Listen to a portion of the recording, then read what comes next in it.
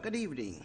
I would like to call to order the regular monthly meeting of the Newport News School Board for Tuesday, May 19th, 2020.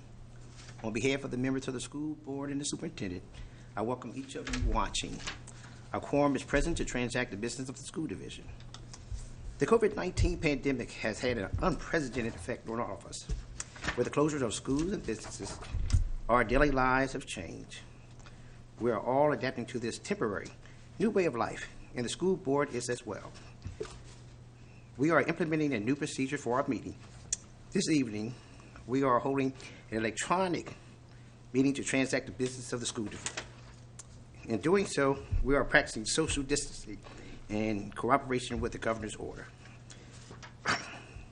We are taking these steps to ensure the health and well-being of our staff, students, and our public. We would prefer to conduct our meetings face-to-face with the audience, but like so many of you, we all understand the importance of doing all we can to flatten the curve of the coronavirus. Tonight, I'm in the school administration's building auditorium. I'm joined by our superintendent, Dr. Parker, our deputy city attorney, the school board clerk, and 3 staff members. Board members are connected virtually, and the public will be able to see them and hear them as we review and discuss the divisions of the business of the school division. The audience with individuals and public comment sections of our agenda has also temporarily changed. As advertised, citizens may submit comments via web form, email, or voicemail up to 30 minutes prior to our meeting time to be included in the official meeting records. All comments will be provided to our school board. We are committed to conducting our meetings in an open manner, and we will do our very best to ensure public input. We value and appreciate your partnership. We will begin tonight's meeting with the Pledge of Allegiance. Please stand with me.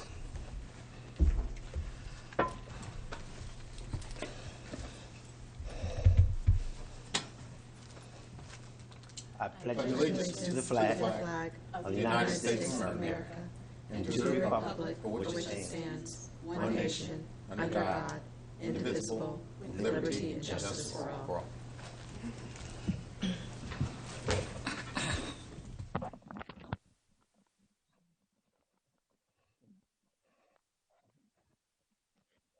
Okay, thank you.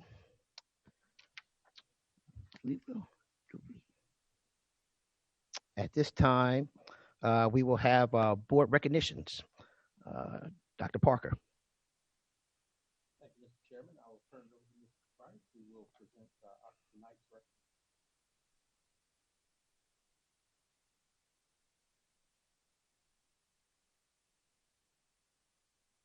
Thank you, Dr. Parker. Thank you, Mr. Hunter. This evening, I'm pleased to present this month's recognitions. The Virginia Mathematics and Science Coalition is a nonprofit organization that supports school systems, teachers, parents, and students in achieving and sustaining excellence in mathematics, science, engineering, and technology education, or STEM. Each year, the coalition recognizes effective student and teacher educational programs through its Programs That Work awards.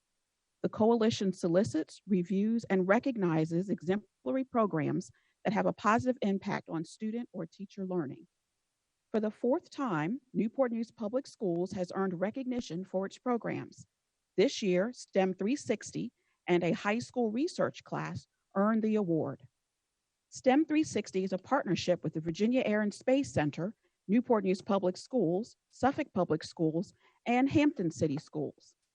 STEM 360 provides standards-aligned STEM experiences that expand each school's current STEM ecosystem. Students enrolled in this program participate in off-site field experiences, in-school outreach provided by a STEM coach from the Virginia Air and Space Center, and instruction geared towards targeted science topics based on individual school data. Support is tiered based on each school's assigned level. 6 schools participate in the STEM 360 program. Special thanks to our STEM 360 teacher leaders, Adria Charlie at Discovery STEM Academy, Shannon Rawls at Yates Elementary School, Candace Foster from Duttrow Elementary School, Aaron Trzynski from Sanford Elementary School, Ruth Fries from Riverside Elementary School, and Emily Marushia from Saunders Elementary School. Another 2020 Programs at Work Awards recipient is the research class at Menchville High School, created and led by Ashley Chazard. The Menchville High School research class is open to all students who are interested in STEM, but is best suited for juniors and seniors with a foundational science background. Major goals of the research class are to prepare students to compete for undergraduate research opportunities and to increase female interest in STEM and STEM careers. The students conduct research and build research skills through scientific inquiry and collaboration. Each year, the students will work in teams on 2 higher level research projects during the spring semester. This year's projects included a study of the effect on MSI 1436 on the regeneration of neurons in OHDA exposed zebrafish embryos. The compound produces Parkinsonian symptoms in the zebrafish, thus acting as a model for studying Parkinson's disease in humans. This class also monitored the E. coli and chloroform bacteria counts in the lower James River. Each team will write a research paper with the intent to submit their work to a scientific journal to be reviewed for publication.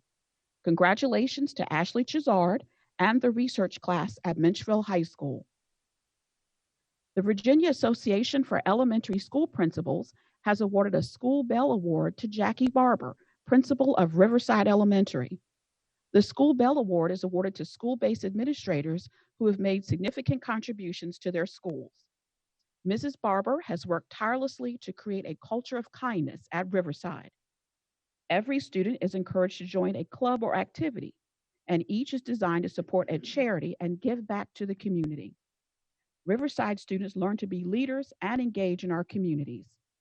Through service learning and volunteerism, all Riverside students are building citizenship and teamwork skills, thanks to Mrs. Barber's culture of kindness.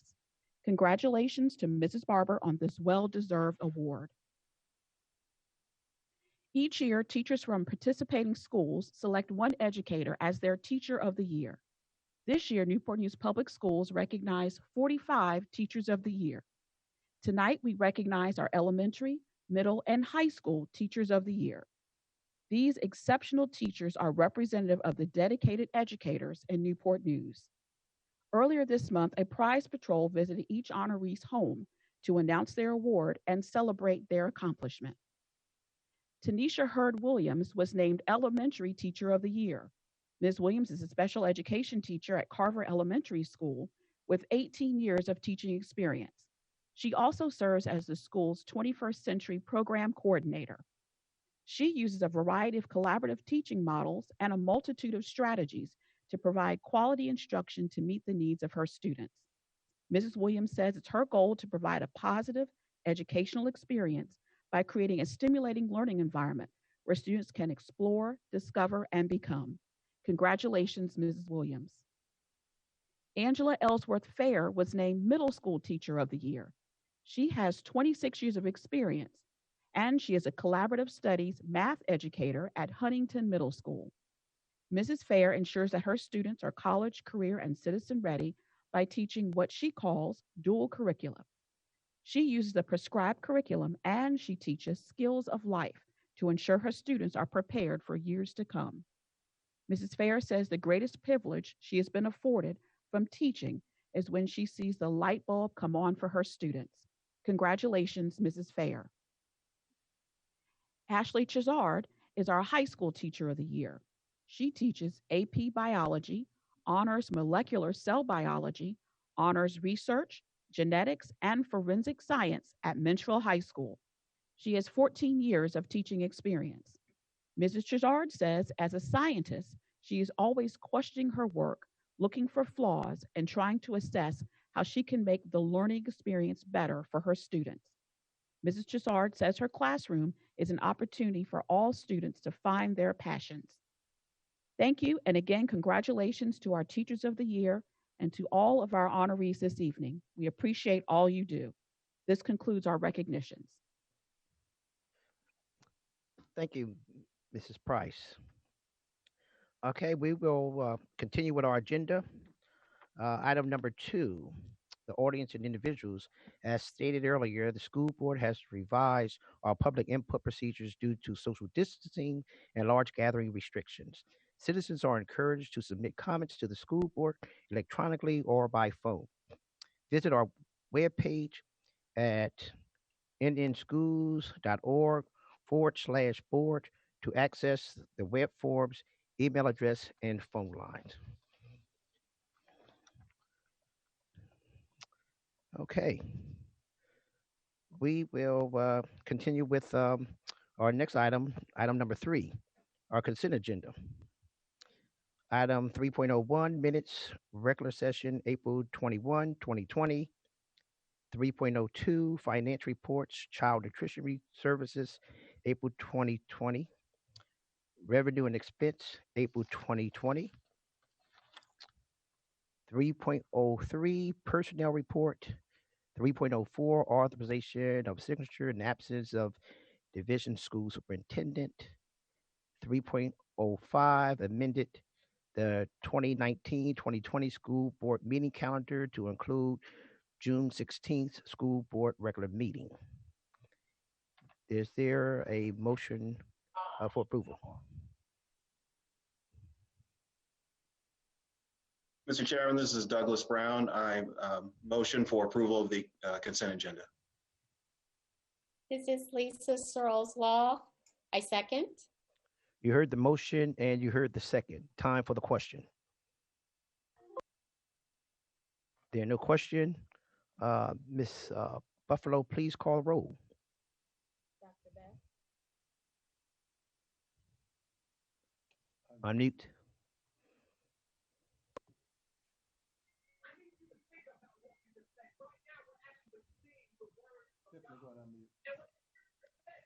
Terry Best, 4. Douglas Brown, 4. Marvin Harris, 4. Mr. Hunter, Gary Hunter, 4. Mrs. Searles Law. Lisa Searles Law, 4. Motion carries 5-0. Thank you. We'll move the agenda to number 4, action items. 4.01, fiscal year 2021 operating budget update. We'll have Ms. Mary Lou Russo to give us an update.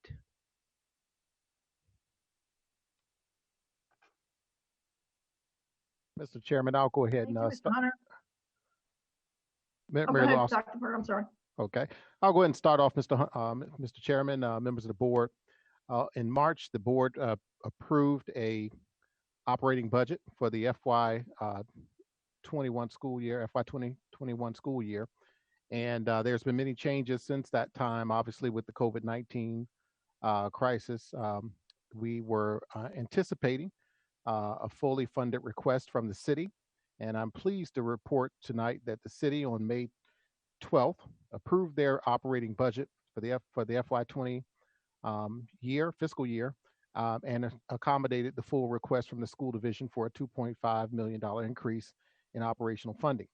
That is the good news. As you will hear from the report, we have had we will see some foreseeable challenges with state level funding. And Mrs. Rousseau will give a full accounting of that as we look at, for your approval of an amended budget for next fiscal year. So I'll turn it over to Ms. Rousseau for the details. Thank you, Dr. Parker. Mr. Hunter, members of the board, good evening. As Dr. Parker has indicated, as a result of the economic impact anticipated from COVID-19, the General Assembly made some changes to the state revenue that was included in the budget, which you approved in March.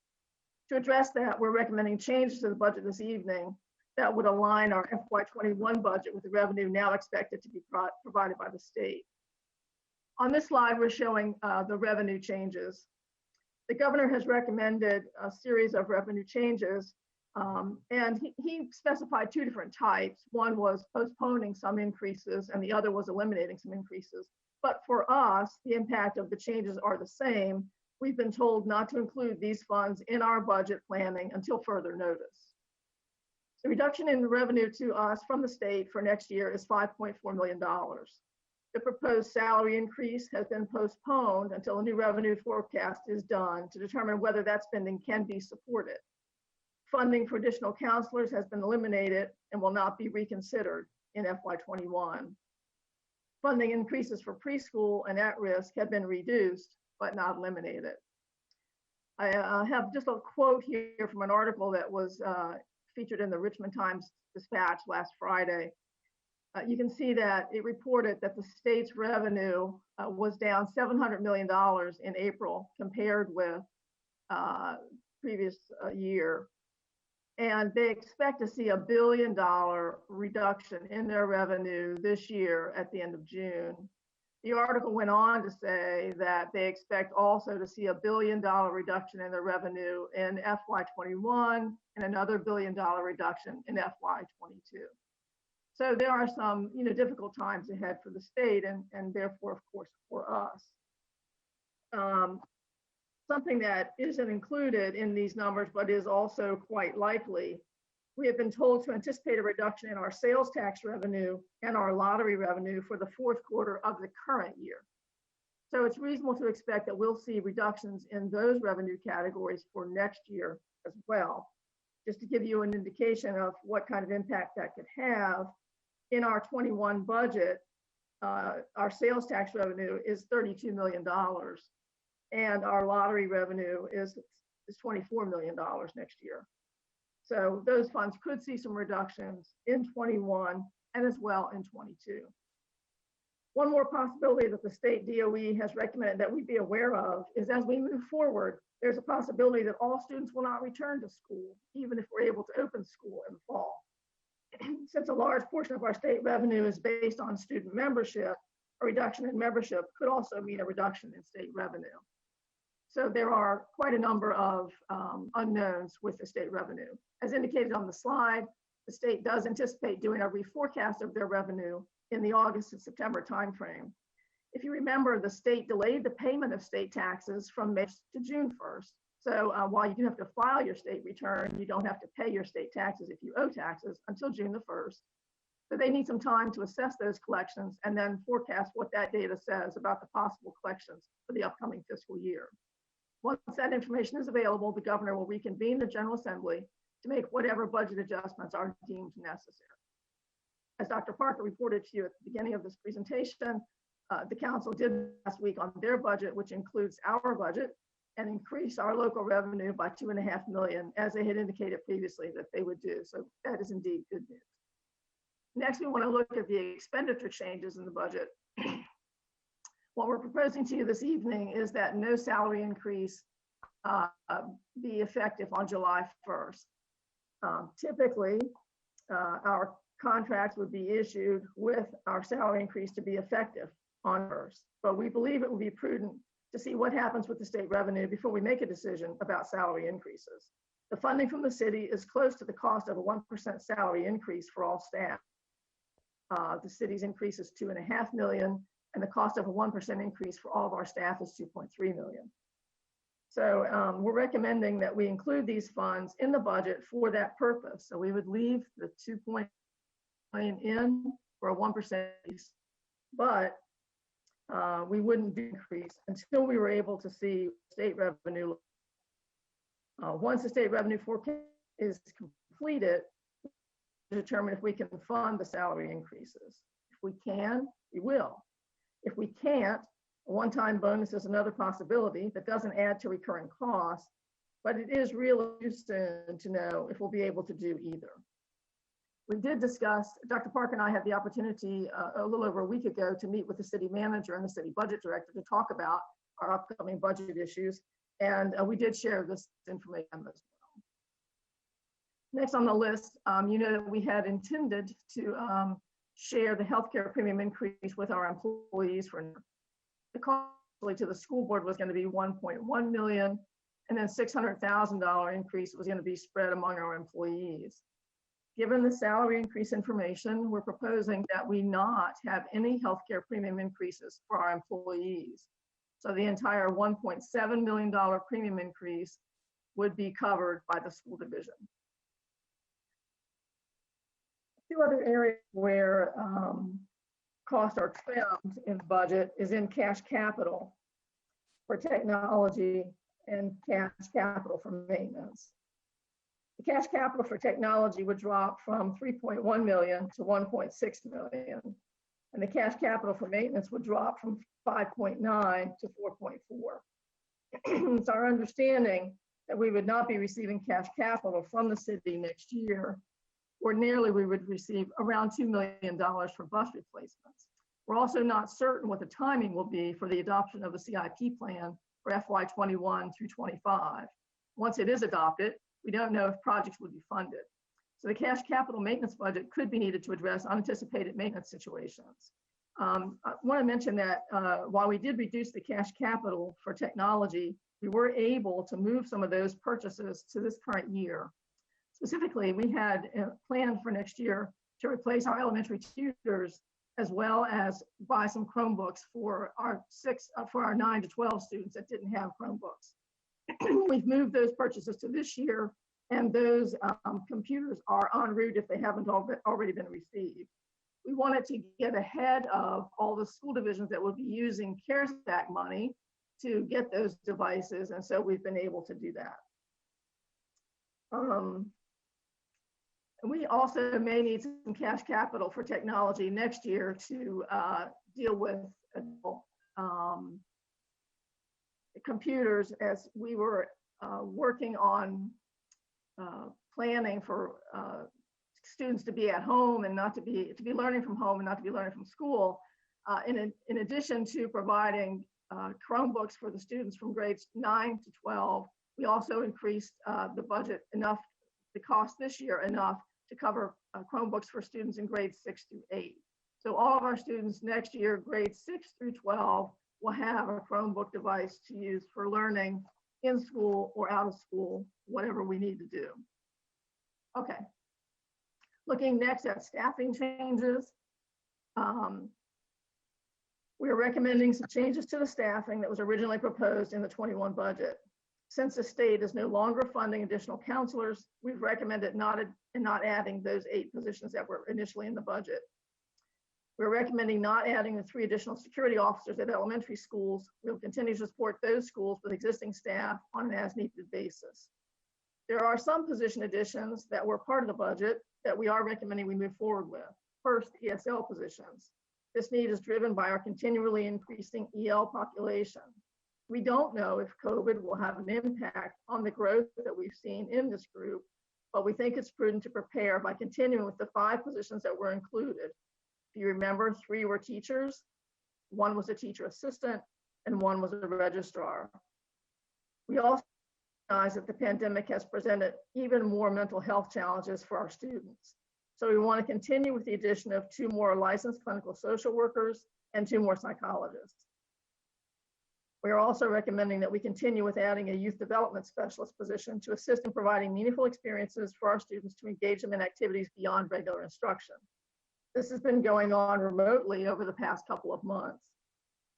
Finally, in the area of technology support, the budget included 2 additional technology support specialists to accommodate our move to one-to-one at high school. As I mentioned, we're now going one-to-one in grades 6 through 12, so we will have additional needs for technology support, and we've added an additional TSS position to the budget for that purpose. So what that means in terms of dollars, our budget that you approved in March totaled $330,171,926. The changes that we're proposing to you this evening would reduce that by $5.4 million based on the state reduction in revenue, and it would bring our budget for next year $324,728,848. That completes my comments, and I'd be glad to address any questions, Dr. Parker. Are there questions?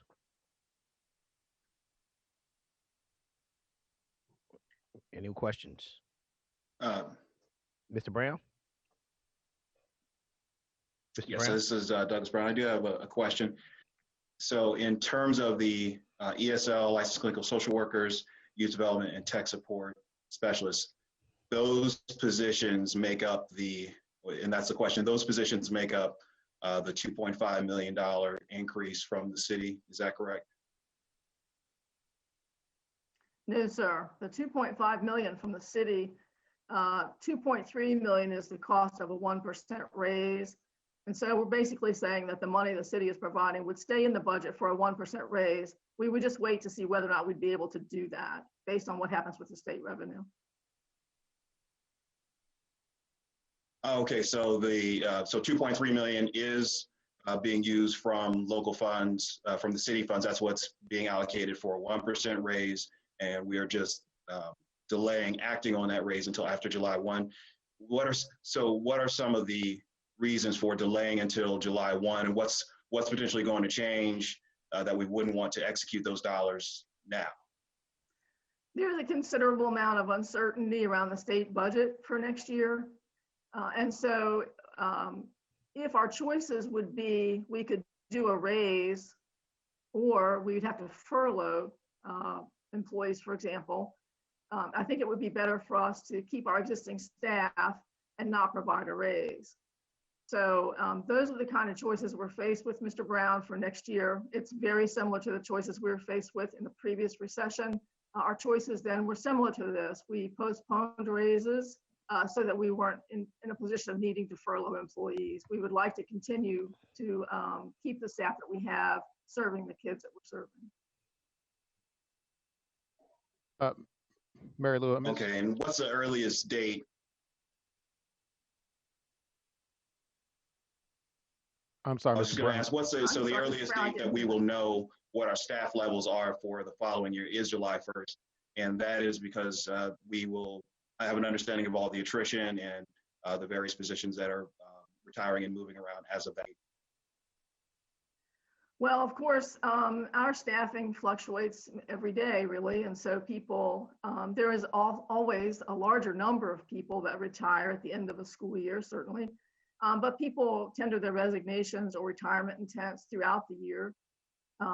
And we hire throughout the summer as well to try to fill our vacant positions. And so those numbers will fluctuate right up until the beginning of school.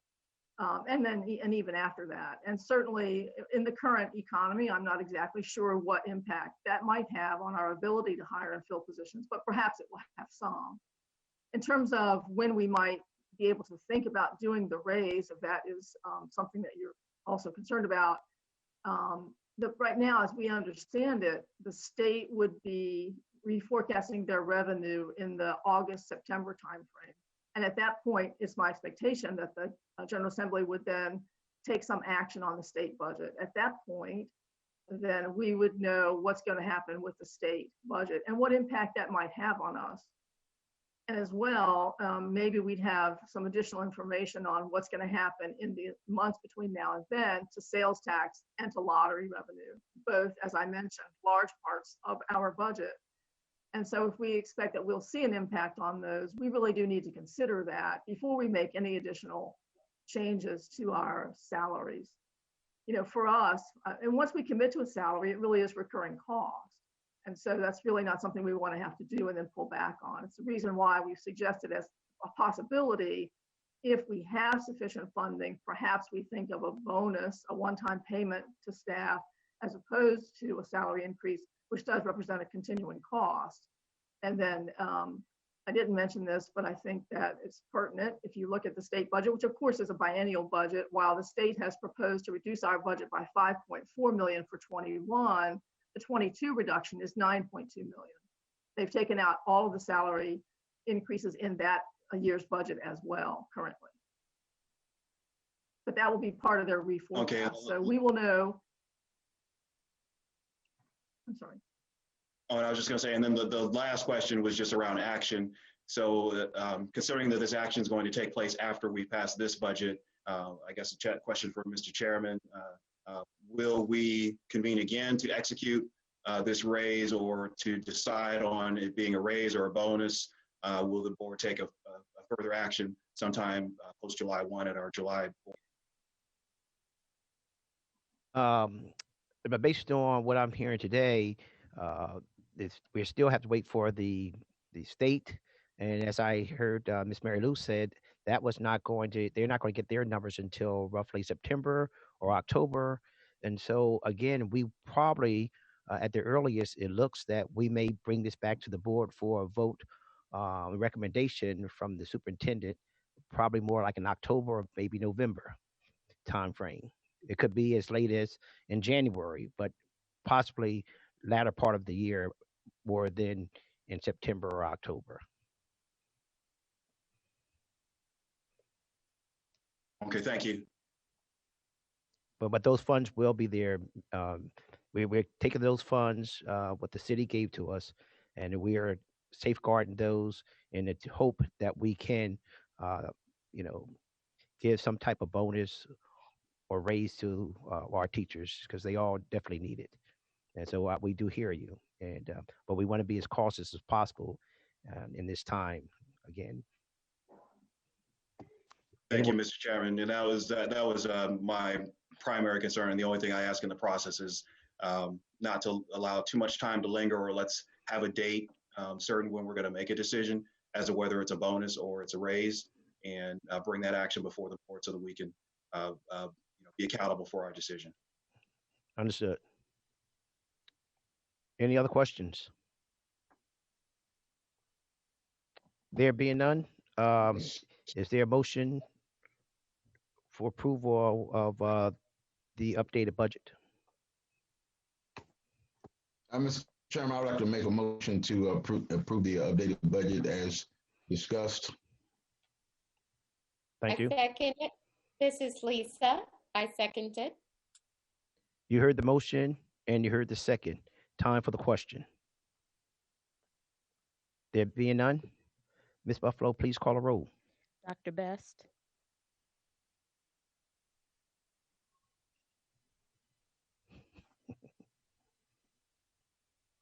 Unmute yourself.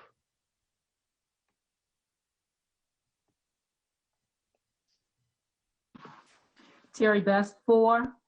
Mr. Brown, Douglas Brown, 4. Mr. Harris, Mr. Harris, 4. Mr. Hunter, Gary Hunter, 4. Mrs. Searles Law. Lisa Searles Law, 4. Motion carries 5-0. Thank you. And thank you again for the detailed updated report. We'll move on to our reporting information. Item 5.01, COVID-19 update. Ms. Russo, Dr. Barnett, and Dr. Alston. I'll start off, Mr. Hunter. Mr. Hunter, Vice Chair Lisa Searles Law, and members of the board. On a monthly basis, we would like to continue to deliver a COVID-19 update to the school board and community to keep you abreast of any changes that have occurred in operations, in school finance, in service to students that have taken place since our most recent board meeting. So tonight we have our COVID-19 update. We have various presenters who will present just shorter updates on their particular areas of responsibility. And I'll turn it over to Mrs. Rousseau, who will get us started.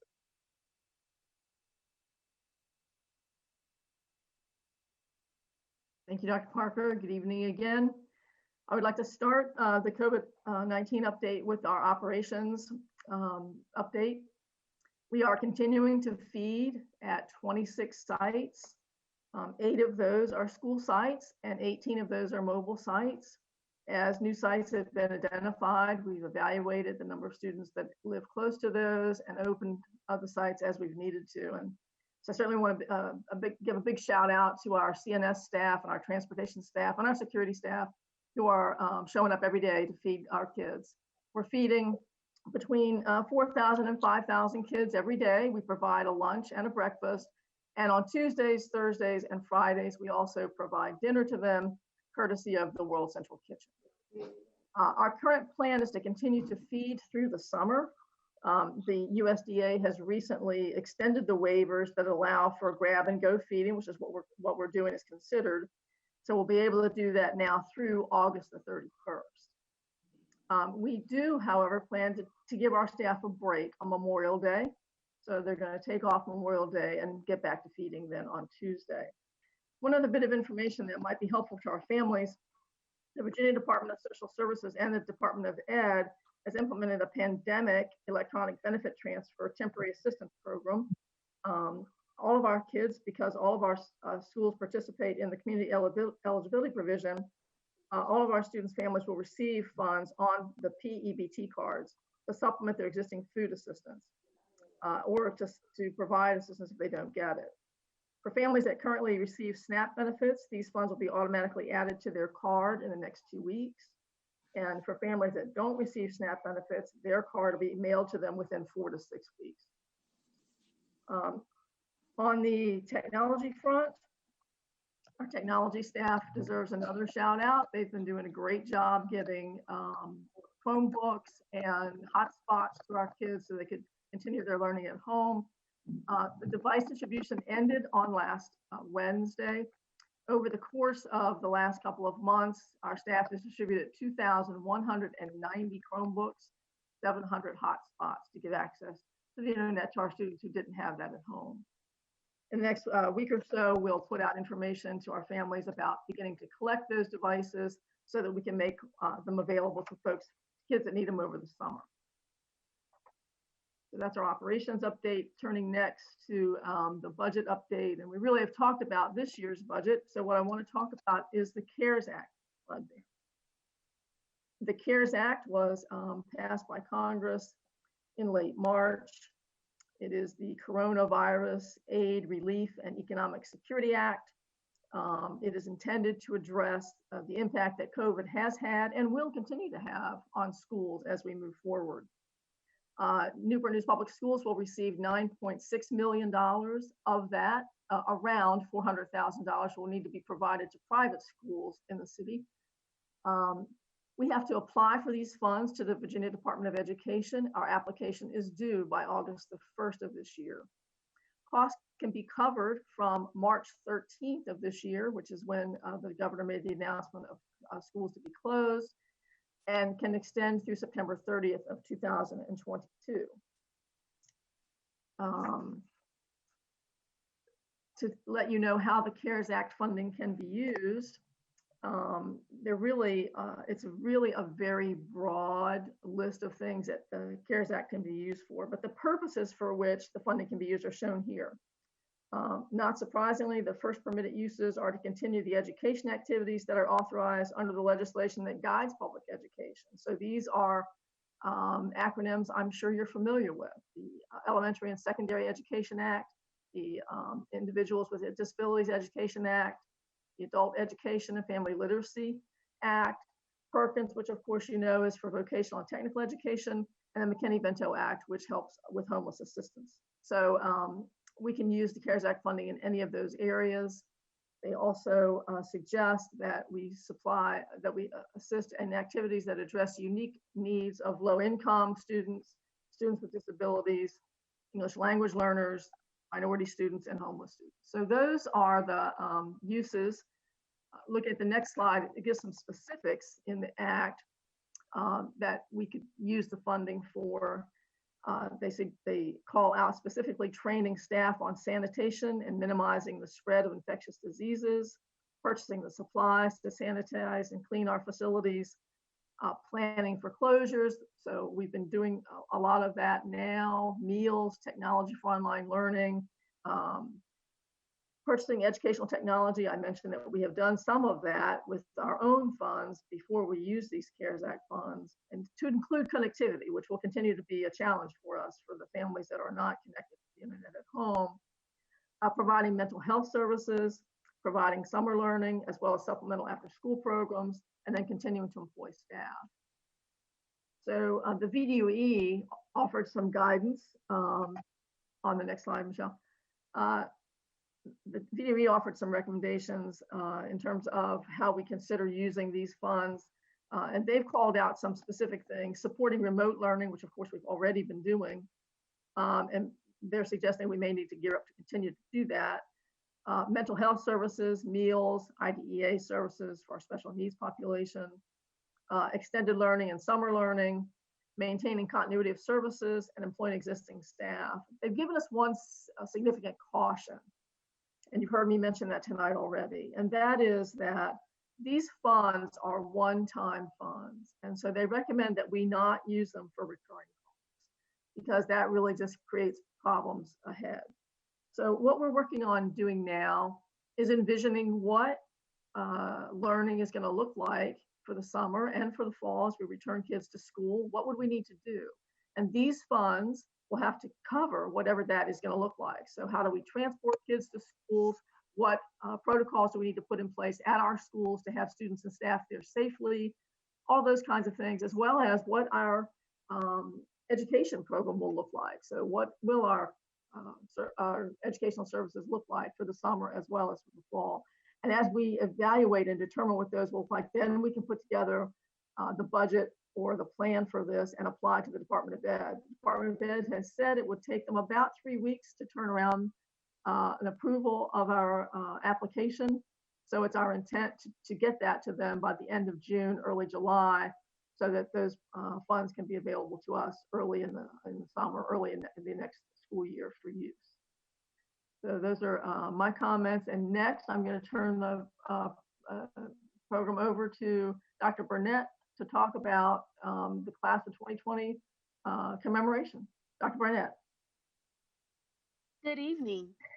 High school graduation is a milestone achievement for our students, our families, and our staff. It signifies hard work, dedication, and perseverance. And the class of 2020 has certainly shown us that despite the challenges presented during the past few months, they have shown the attributes of successful learners and truly what it means to be college, career, and citizen ready. While the school year has been unusual, Newport News Public Schools commencement festivities will continue the time-honored traditions of celebrating the successes of our graduates. After gathering input from our class of 2020 and school leaders, Newport News Public Schools has developed a multi-event plan to commemorate the accomplishments of our graduates. During the week of June 1st through 5th, all of our high schools will host Senior Spirit Week to recognize and celebrate the class of 2020. These events are planned during this week to recognize and celebrate the class of 2020. And they are going to be in accordance with the current social distancing guidelines set forth by our governor's orders.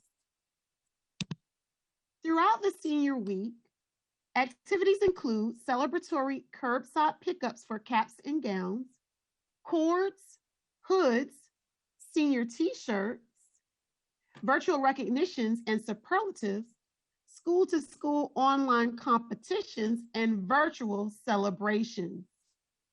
In addition, yard signs imprinted with each high school's logo and colors will be customized with each graduate's name and will remain on the school lawn for Senior Week. Students will be permitted to take their signs home on the day of scheduled pickups of graduation and senior items.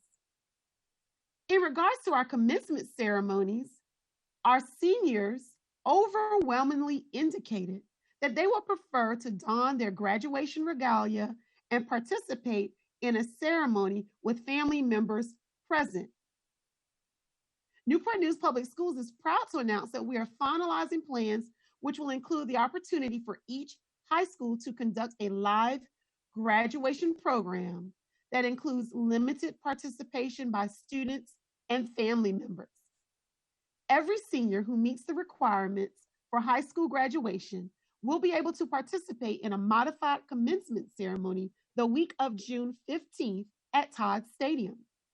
Graduates will receive a postcard in early June that will identify their time of arrival for the ceremony.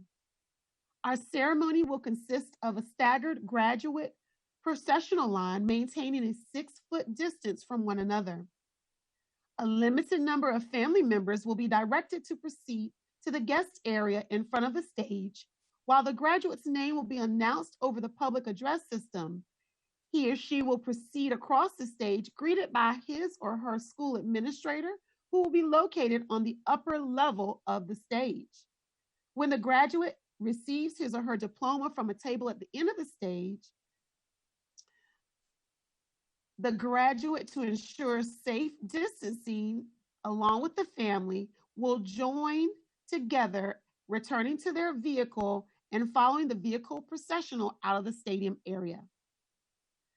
Our graduation dates and times are listed on this slide, as well as you can find them on our graduation webpage on our Newport News Public Schools website.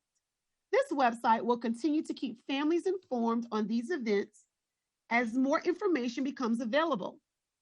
Additionally, should the CDC or state regulations change prior to our scheduled events, more information will be released regarding the plan for Newport News Public Schools graduation ceremonies. Do I have any questions? If not, I will now turn it over to Dr. Alston with updates on our summer learning plan. Thank you, Dr. Barnett. Good evening, Mr. Hunter, members of the school board, and Dr. Parker. It is my pleasure to give an update this evening on summer school planning and considerations in light of the current COVID-19 situation. I want to address two guiding questions for this portion of the presentation. First, what is the plan for summer school? And second, what will be offered to targeted students at the elementary, middle, and high school levels? Due to gathering and social distancing restrictions, the division is planning for at-home and/or virtual digital learning options this summer. These options will allow instructional programs to safely engage students with meaningful learning experiences and will also allow schools to pilot virtual options for consideration in the fall if needed. A team of division stakeholders from teaching and learning, school leadership, technology, and operations continues to meet weekly to revisit these plans in this rapidly changing environment. Starting at the elementary level, the Elementary Spark virtual program will serve students July 6th through July 30th with a combination of online and or at-home learning for students K through 5. The target population of students will be ELL newcomers, students with disabilities, and also students recommended for summer school by their teachers based on their progress. Students will also be able to access online enrichment opportunities and activities provided by community partners via the Spark website. The middle school Spark virtual program will run July 6th through July 30th and will target students needing additional support in English, math, science, or social studies, and will also support students who need help with incomplete grades. The program will be online. Students will be provided devices if needed. Teachers will use virtual Virginia resources provided by the VDOE and will also receive training on how to utilize these resources to engage students. Finally, the high school program, the High School Spark virtual program, will run for 2 sessions, session 1, June 22nd through July 9th, and session 2, July 13th through July 30th. Students will have the opportunity to enroll in courses for credit recovery and credit advancement. The high school program will also be virtual, with students provided devices if needed. Teachers will also use virtual Virginia resources provided by the VDOE, with training provided to teachers. Students will also have the opportunity to work on incomplete grades. We will continue to update this information and the community about these offerings and registration details in the near future. Also, the community can visit our website at nnschools.org to remain updated on the latest information. Thank you. This concludes the summer school planning update.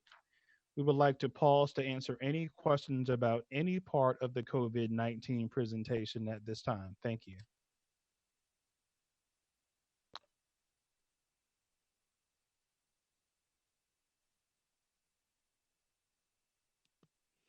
Are there any questions? Oh, Dr. Best.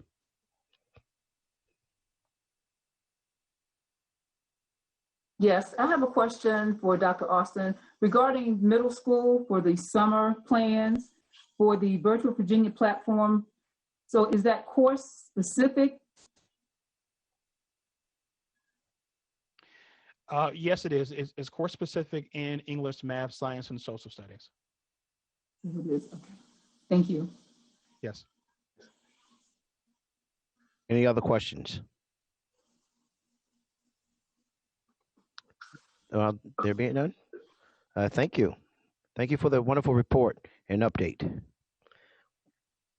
Okay, we'll move on to our next report. We'll have 5.02, our strategic plan journey 2025, Dr. Pohl and Mrs. Brooks.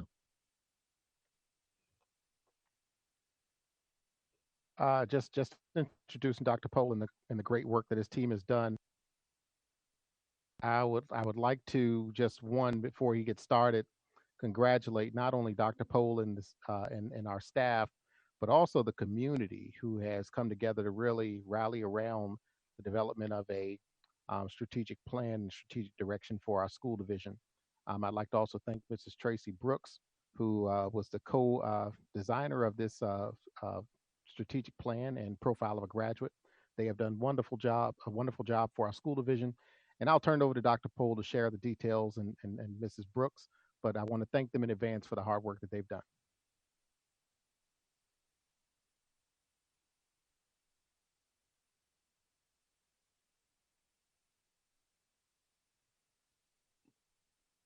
Dr. Pohl, you're up. I think Ms. Brooks, I think you're jumping in first, right?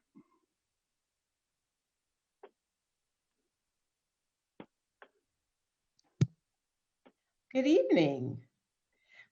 Good evening, Chairman Hunter, Vice Chairman Searles Law, school board members, and Dr. Parker. Thank you, Dr. Parker, for those kind remarks. It was definitely a team effort, and we are thrilled to be here this evening to present our strategic plan for the next 5 years and our very first profile of a Newport News learner. With the involvement of hundreds of participants, including our families, our school division staff, and the community, we now have what we believe is an ambitious, innovative, and inspiring plan for the future of Newport News Public Schools. In sharing this ambitious undertaking with you this evening, we would first like to reflect on our previous strategic plan and some of the innovative outcomes from the past 3 years, provide an overview of the planning process for the proposed strategic plan, review the new plan, provide an overview of the Newport News profile of a learner, and close out the presentation with our next steps.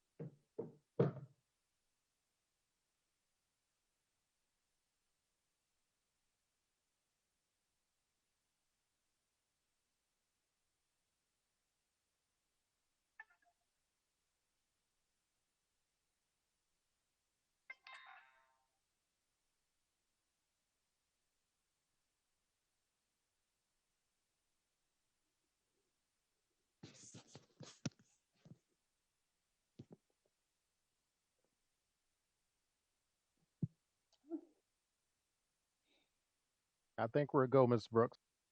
Oh, okay, good. Great. The timing was perfect to pair the update of our strategic plan with the development of the profile of a learner, because in developing our next strategic plan, our work will continue to focus on our end product, students who are college, career, and citizen ready when they graduate. So I'd like to just share a few examples of the work guided by the previous strategic plan that inspired innovative practices and produce exemplary academic performance to move the school division forward into the next 5 years. We were among the first school divisions to create the position of graduation coaches to work with our high school students, which helped move our graduation rate to an all-time high over 93%.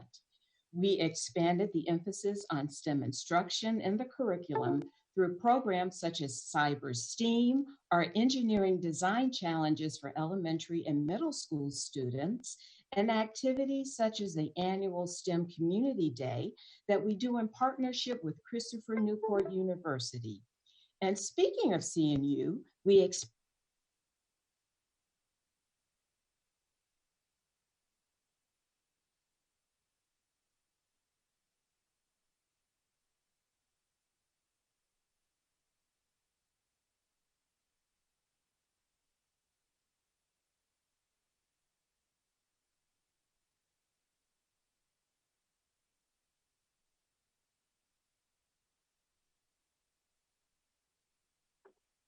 All right, I'm just going to jump in real quick just to keep the meeting flowing. Speaking of CNU, we expanded our community partnership with them to increase opportunities for students through the new Community Captains program that grants early admission to qualifying 10th grade students. And we also increased the emphasis on pursuing industry and professional certification, with students earning more than 3,900 certifications for high-skilled internships and careers.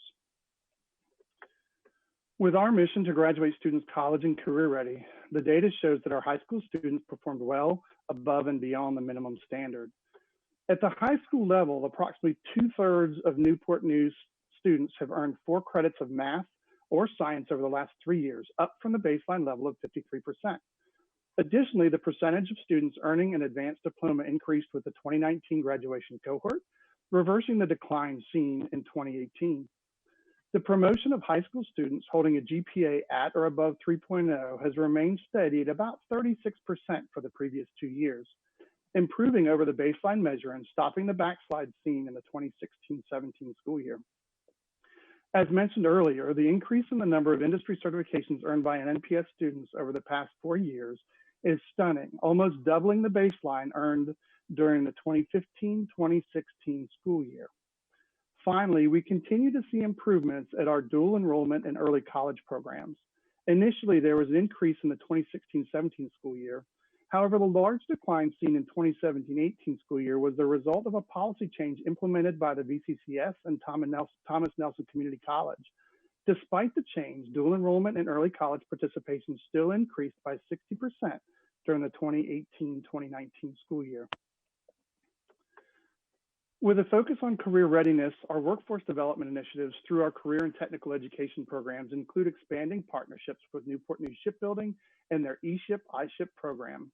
The Engineering Shipbuilding Internship Program, or eShip, and the Information Technology Shipbuilding Internship Program, iShip, are exciting opportunities for NNPS high school seniors to jumpstart their careers. Eligible students enroll in a specially designed class called the Immersion Experience at Newport News Shipbuilding during second semester of their senior year. Successful students will transition to a paid internship with Newport News Shipbuilding in the summer of 2020. Each subsequent summer during college, eligible students will return to Newport News Shipbuilding for a paid internship. After successful completion of a college degree, eShip and iShip participants will be eligible for full-time employment as engineers, designers, and IT professionals at Newport News Shipbuilding. Students also have the opportunity to participate in the Early Career in Welding program. This program is designed for high school seniors to pursue certification that will open employment opportunities in the skilled trades industry immediately following graduation. Students complete courses at Thomas Nelson Community College and work full-time during the second semester of their senior year. The school division launched extended learning programs that offered numerous opportunities for students to extend and enrich their learning experiences both after school and during the summer months. The We Leap and 21st Century programs provided enrichment and aligned instruction at 9 elementary schools and 5 middle schools. Students received between 4 and 8 hours of additional learning time each week. In addition, the programs were supported by monthly family engagement activities at each site. The Spark program provided summer instruction promoting student engagement. Board members may recall the evaluation report last year, which noted that SPARK program was effective in preventing summer slide. The program also provided STEM and arts enrichment activities in the afternoons in collaboration with various community partners. To conclude the program last summer, students showcased their work at a Family and Community Learning Expo. The STEP program, in partnership with the City of Newport News and local businesses, provided NNPS students with job placement, work experiences, and career coaching during the summer. Last year, 130 students participated in the program, which was expanded to provide additional support throughout the school year, with advisors hired at each high school. Last but not least is Gear Up, the program which offers college prep services and skills development to increase college enrollment, particularly for first-generation students. Currently, there are 723 students enrolled in that program. Thank you, Dr. Pohl. There we go. Yes. Over the past years of the strategic plan, ESL student enrollment in the school division increased dramatically. In fact, over 1,400 new ESL students enrolled during that time, prompting the realization that action was necessary to address the needs of this growing population. As a result of the hard work and dedication of our ESL team in developing the newcomer program, our school division was recognized by the National School Boards Association in winning the 2018 Magna Award Grand Prize. The work was also featured in the American School Board Journal. In expanding our youth development activities to create citizen-ready students and positive outcomes for students, we launched 2 additional mentoring and leadership programs during the 3-year period: Bloom Empowerment Conference for Middle School Girls and Rise Male Empowerment Network for middle and high school boys. We also increased our work on bullying prevention with a host of activities for students and staff throughout the years. Our strategic plan also addressed employee development, which is crucial to the organizational growth and to student achievement. We hosted our 3rd annual Innovate Conference for employees to learn how to integrate technology into instruction and to ignite creativity and foster critical thinking skills. Nearly 700 employees participated in the conference. We were first in the state to create apprenticeship programs sanctioned by the Virginia Department of Labor and Industry for our child nutrition, custodial, transportation, and clerical support employees. To date, 134 employees have completed an apprenticeship program. And in developing our operating budget, the strategic plan guided our work in aligning our priorities in a fiscally responsible manner. Year after year, our business office staff has continued to receive national recognition for outstanding financial management and distinguished budget presentation. In addition, our staff has continued to adopt best business and operational practices to realize efficiencies for our classrooms, buildings, and grounds. Now, while there are many more accomplishments from the past 3 years that we could share with you, our main focus this evening is on the future. So at this time, Dr. Pohl will speak to the process that we used in developing our strategic plan for the next 5 years. Dr. Pohl. Thank you, Mrs. Brooks, and thank you, Dr. Parker, for your kind words at the opening of this presentation. Good evening again, Chairman Hunter, Vice Chair Searles Law, and board members, and Dr. Parker. I'm excited to share with you the process and results of the hard work to develop the proposed draft of the new strategic plan, as well as the new and first ever profile of a learner for Newport News that will drive our decisions as a division over the next 5 years. As you can see on this slide, we included several stakeholders to represent all facets of our community. Membership included NNPS teachers, principals, central office administration, students, and other staff members, representatives from Newport News Shipbuilding, CNU, TNCC, the military, faith leaders, nonprofit organizations, and members of our own city's leadership team to include the city manager and members of her team. This group was able to give broad direction and feedback on where they believe K-12 education needs to move. We were able to have 2 face-to-face meetings, then had to send the final information virtually for feedback to finalize the process. Based off of the work of the stakeholder group, a smaller planning group created several draft documents over the 8-month period. This planning team met over 20 times during this process to create the drafts being presented tonight. This committee spent countless hours working with feedback from all of the other meetings held for input, as well as the e-town hall input.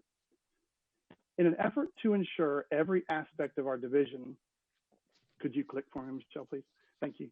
In an effort to ensure that every aspect of our division had an opportunity for feedback, specific protocols were created and used with the Superintendent Student Advisory Group, the Employee Communications Forum, with our elementary principals, our executive leadership team, the school board, and secondary principals to create a finalized draft to share with the community for feedback during an e-town hall feedback structure.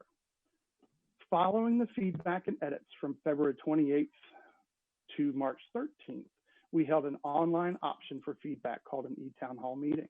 Links were sent out via all social media outlets, as well as emails to parents and partners to request feedback on both the strategic plan as well as the profile of a learner. During this time frame, we received 694 responses. All responses were reviewed and considered by the planning committee. It's safe to say following each and every input session, edits were made to improve the documents based on input from stakeholders. Following this work, I am excited to be the one who gets to formally present the proposed strategic plan, Journey 2025, a strategic plan to college, career, and citizen readiness. As you can see with this graphic, there are 5 goal areas for Newport News: student success, student and staff wellness, employee expertise, enhanced partnerships, and stewardship of resources. Through the e-town hall meeting, there was a consistent response to our current mission. We prepare all students to be college, career, and citizen ready. The concern was with the word "and." This led the team to develop a vision to support the mission that leads the strategic plan. As seen on this slide, the vision reads, the Newport News Schools community commits to ensuring all graduates will be college ready. Whether it be in college or the workplace, graduates of NNPS will understand the importance of being lifelong learners. Graduates will be prepared for future learning and to take on new challenges. Career ready, by offering a variety of certifications and opportunities for all students, graduates will be ready to join the workforce in a globally competitive market. Graduates will understand the importance of having a career mindset. Citizen ready, as a result of the commitment to student social, emotional, and academic development, graduates of NNPS will be competent in civic engagement, intellectual freedom, service to the community, and tenets of diversity. This new vision helps to share with the community each of the 3 aspects of our vision. As you have all had the opportunity to read this draft that is being presented for your approval, I will refrain from reading every word. I'm sure you're thankful for that. I will start by pointing out the format of Journey 2025, which includes the 5 goals. Each goal has an equitable approach, strategic supports that will lift the work, and the goal will have measures to add a level of accountability to accomplish each goal. One of the most vital pieces of this plan is the equity focus to ensure it will make a difference in the education for all of our students. The first goal creates a focus on student success. Engage and challenge all students in authentic, rigorous, and culturally relevant learning experiences that foster innovation and critical thinking. Strategic supports range from curriculum work to a data focus to literacy planning to academic and career planning. The next goal focuses on student and staff wellness to create an environment that promotes social, emotional, and physical well-being for students and employees. To support this goal, we will focus on areas such as fostering self-awareness and resilience, to nourishing physical, mental, and emotional health for students and staff, to creating and maintaining a safe and supportive environment. Third, with the focus on employee expertise, NNPS will cultivate a premier workforce by prioritizing adult learning and innovation. To focus on this goal, we will develop a 5-year professional learning plan, support employees by maintaining an aligned evaluation system, develop and retain exceptional leaders, and support teacher learning, as well as the implementation of blended learning and technology integration. Fourth, there will be a focus on enhanced partnerships to foster an active partnership between schools, families, and the community that mutually supports the advancement, success, and well-being of our students. This goal will be supported by work around increasing the number of collaborative relationships with stakeholders, streamlining communication tools, and by promoting a global mindset to prosper as a premier community within an interconnected world. Finally, focusing on stewardship of resources to make financial and human resource decisions with a focus on student and staff needs, organizational data, and equitable practices. This goal will be supported by items such as establishing processes and procedures for all hiring managers to recruit, hire, and promote a highly qualified workforce, to implementing a digital transformation to ensure measures are in place to promote and maintain a safe and secure workplace and school buildings. The 5 goals that were just presented, as well as the document you received, are what will need board approval during the next formal board meeting in order to solidify this as our next strategic plan. I would now like to spend a few moments focusing on the exciting work of developing the Newport News Profile of a Learner. This work was done alongside the development of Journey 2025, so it connects to the goals and helps provide a vision for what we want our students to exemplify as students and graduates of our division. Although this process started as a profile of a graduate, following meetings and community input, the decision was made to create a profile of a learner to make it more encompassing of all of our students rather than seeming to focus on those near the end of their time with NNPS. As you can see, Learner was developed into an acronym focusing on 7 attributes of students as leaders, emotionally intelligent, academically prepared, resilient, innovators, I know we cheated on that one a little bit, equity-minded, and reflective. All of this work is connected to the profile of a Virginia graduate in the 5 C's: critical thinking, creative thinking, collaboration, communication, and citizenship. Once the 7 attributes were decided upon, each of them had to be defined. This document is meant to be student-oriented, which is why it was led with the phrase, all students we embody. As students, we embody the characteristics of the NNPS profile of a learner and the Virginia profile of a graduate. As leaders, we are confident in our actions. We're one ahead right now, Ms. Price.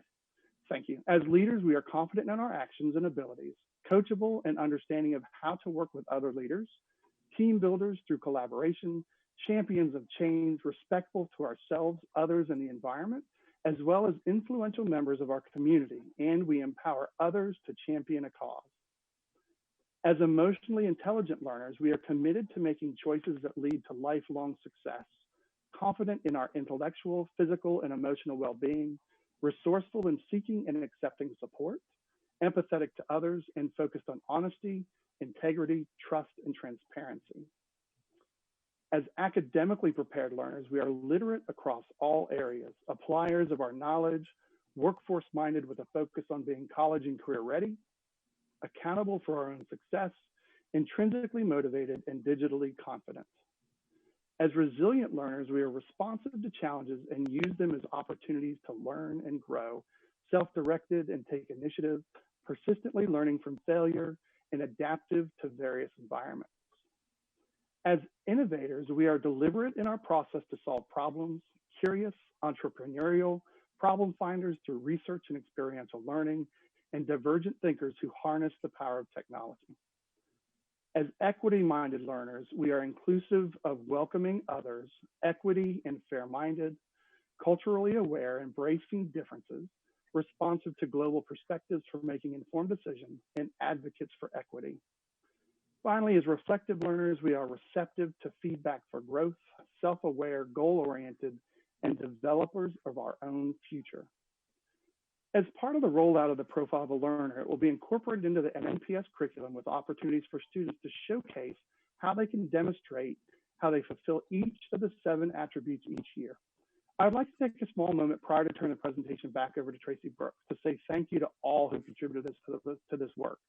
From the nearly 700 responses to the e-town hall meeting, to each of the members of the stakeholder group, to all of the participants for the input sessions, including the board workshop. A special thanks to Dr. Best and now Delegate Simons for representing the school board during the process. I also want to specifically take a moment to thank the planning team. They had an immense amount of work each and every time we spent time together and between those meetings on the development of both of these vital documents. So I'd like to thank everybody for the support of the development. And now I will turn it back over to Mrs. Brooks. Thank you, Dr. Pohl. In terms of next steps, the strategic plan will come before you as an action item at your June 16th school board meeting. Following approval, We will develop a communications plan to increase public awareness of our course for the next 5 years, launch the strategic plan this summer with staff, initially at an annual leadership conference in August, integrate plan elements into the curriculum by making connections for students that are rigorous, meaningful, and engaging, and create an implementation committee to develop action steps and measure progress to report to the school board annually.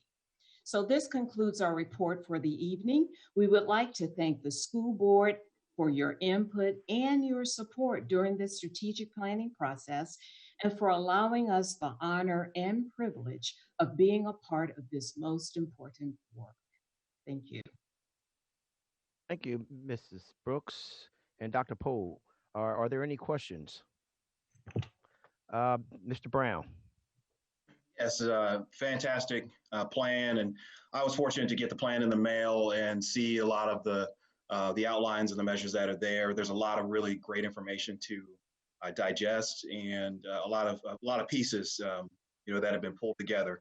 So given that there's a tremendous amount of work that has been put into the plan thus far, Mr. Chairman, my question really is for you.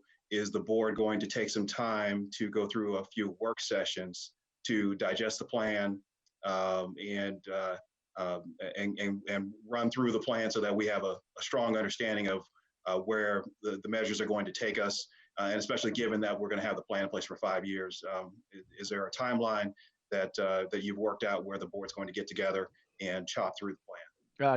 Mr. Brown, we will take your suggestion and we will do that. We'll have to do that very quickly. So board members, look at your schedule. We would have to, in order to do that before it's approved, or we can do it after approval. But either way, we'll have an opportunity to have an in-depth discussion on the strategic plan. I think they've done an outstanding job. Dr. Best, thanks for representing the school board as a member on that planning committee. So again, I want to thank you, Dr. Best, and to your point, Mr. Brown, yes, we will get a schedule out so that we can discuss this in detail. Thank you. Dr. Best?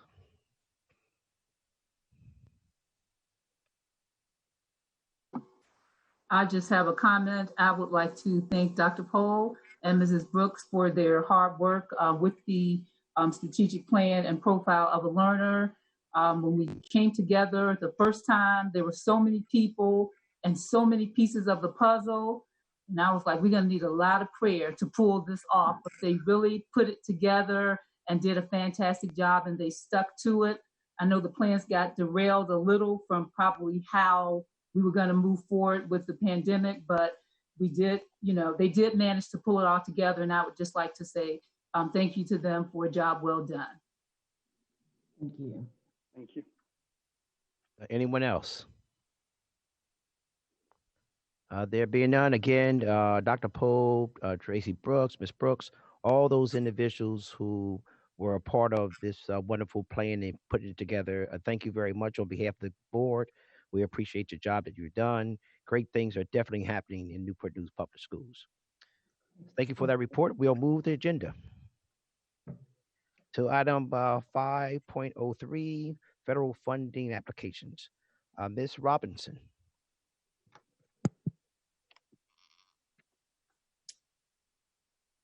Good evening, School Board Chair, Mr. Hunter, Vice Chair Searles Law, board members, and Dr. Parker. The federal program team appreciate the opportunity to support the division's academic agenda by providing strategic support that aligns with Every Student Succeed Act, or ESSA. I will be sharing the federal funds plans and application for our Title I, Title II, Title III, and Title IV grants for the 2020-21 school year. In addition, I will share a 4-year trend, the purpose and expenditures for each grant. At this time, the VOE has asked us to use level funding for each of the grants for the 2020-21 school year.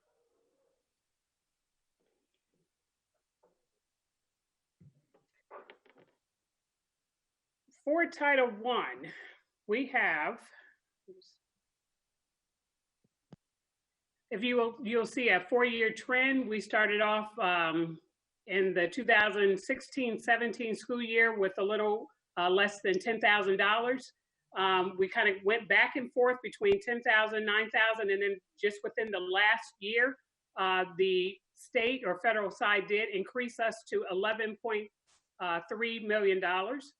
This grant is used to serve the needs of all of our students, to ensure a fair and equal, as well as significant opportunity to improve the academic achievement in our schools with the highest concentration of low-income families. Title I serves approximately 9,155 students, and it serves from pre-K centers, and we have 4 pre-K centers, of course, in Newport News, as well as 14 elementary schools. The schools that we serve are listed here. Again, all either elementary or our pre-K centers, learning centers, 14 elementary and 4 pre-K centers. Title I, some of the things that we use the funds for, again, supporting our pre-K and our identified elementary schools. The bulk of the Title I funds are used for interventionists and also coaching, reading specialists, and to serve our pre-K population. I would say a little over 90% of those funds are for positions as well as fringes, and then also used a great deal for professional development. One of the things that we did do this year was try to increase our parent and family engagement specialists. Last year we had a total of 8 family engagement specialists. We went up to 12 this year.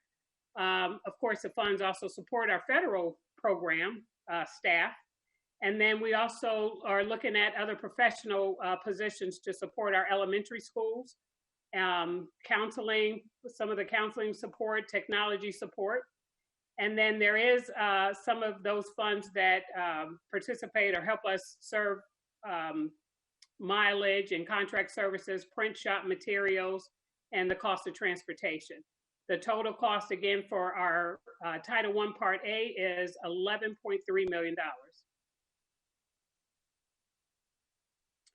For Title II, this is a grant that is used specifically for teacher quality. This particular grant will serve all grade levels, for kindergarten through 12th grade. And as you can see, for the first few years, the 4-year trend showed a decrease in the funds. Some of that was due to a new grant that we received a few years ago in Title IV. But within our last year, this past year, we did have an increase of $194,000+. And again, these funds are used to support a lot of our coaching positions and interventionists throughout our elementary as well as secondary schools. Again, this shows a breakdown of how we utilize Title II funds. We have a plan to use 11.2 positions, which is a cost of $1.3 million. With Title II, we also do serve our private school, and there is a set aside, a formula that's already implemented within the grant.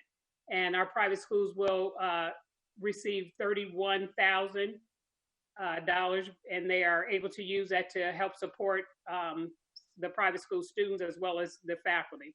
And then, of course, there is a bit of an indirect cost that we also pay or support for that particular grant. Our Title II grant, again, total amount is $1.3 million. Title III is our language instruction and English learner, and as well as immigrant youth. I do believe Mary Lou Russo talked about the increase in our immigrant youth and English learners over the years, and as you can see, our numbers do continue to increase for both immigrant or English learners, as well as our youth.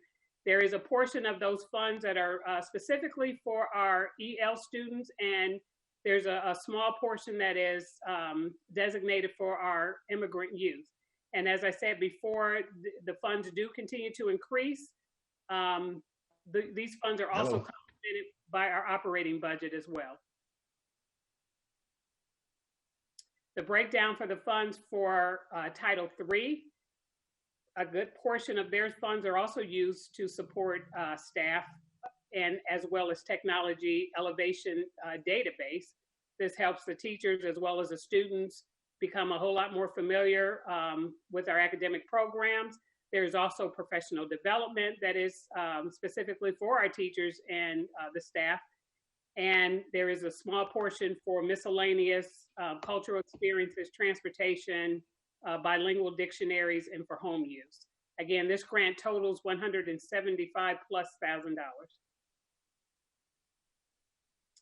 Our Title IV grant, Student Support and Academic Enrichment.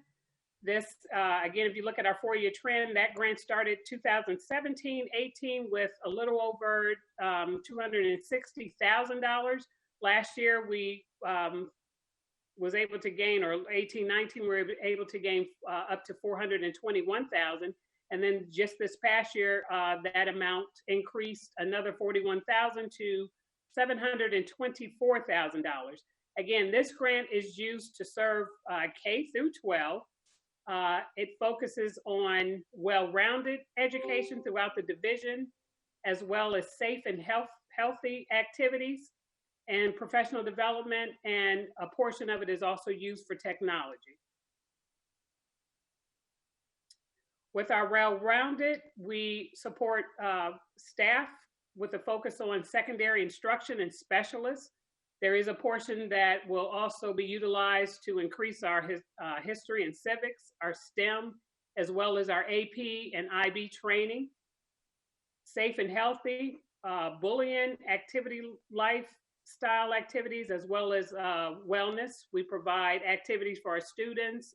There is some professional development that is also provided for students with this grant. And then a portion of it is also used for technology, professional development, and along with Title II, as you can see, Title IV also has a portion that is set aside for our private schools in the amount of about $31,000. This grant totaled $724,567 for this upcoming school year. Again, if you can see, Title I, Part A, $11.3 million. Title II, Part A, $1.3 million. Title III, Part A, $175,000 plus, and then Title IV, $724,000 plus, with a total of $13,577,000 that is utilized throughout pretty much pre-K through 12th grade to support our faculty, staff, and our students. At this point, we recommend the grants for board approval, hopefully in June, and then we are able to submit this to VDOE by July 1, 2020.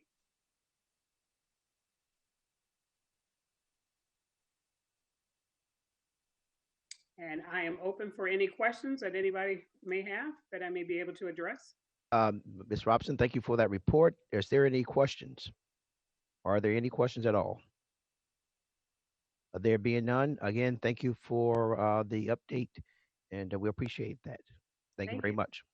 Okay, we'll continue our agenda. 5.04, new revised policies. Mrs. Brooks again. Thank you, Mr. Chairman. And good evening, Mr. Chairman, Madam Vice Chairman, school board members, and Dr. Parker. It is a pleasure to share highlights from 21 new and revised policies and procedures with you this evening. Serving on the Policy Review Committee this year are 2 school board members, Mrs. Searles Law and Mr. Ely. We have a principal from each level, an instructional administrator, a teacher, our 2 attorneys, and myself as the policy administrator. As you are aware, one of the major roles of the school board is to set the policy direction for the school division, with the superintendent and his administrative staff developing the procedures to implement those policies. So as school board policy requires, we have a committee which is responsible for reviewing the policies of the school division, receiving input on policy-related concerns, and then proposing revisions and new policies to the superintendent to assist him in making his recommendation to the board.